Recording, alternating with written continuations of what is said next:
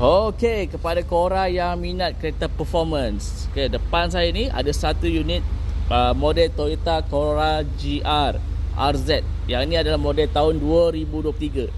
Okey, kereta ni bernadikan enjin 1.6 turbocharged dan dia punya horsepower dalam 300. Okey, Newton torque dalam 370. Jom kita tengok enjin dia. Oh, enjinnya memang padat guys. Dia ada turbo situ. Okey, enjin GR. So inilah condition dia.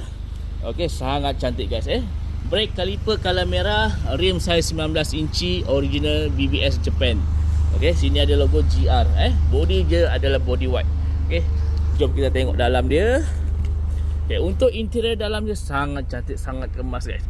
Okey, seat dia jenis half leather Alcantara. Lepas tu dia ada stretching logo GR. Okey, sangat kemas seat dia, jenis bucket. Okay, and then mileage kereta ni baru 93 km. Sangat-sangat rendah guys. Okay, grade kereta ni 6A. Okay, datang sekali dengan HUD. Okay, reverse camera semua.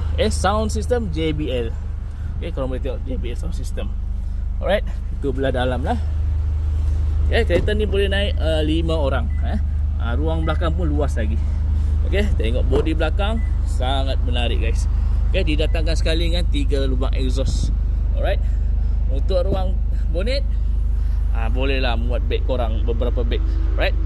Tak besar sangat dan tak kecil. So sekiranya korang berminat nak kereta ni, cepat-cepat roger saya guys. Harga dalam 250 lebih saja. Okay, hubungi saya segera. Okay, Assalamualaikum.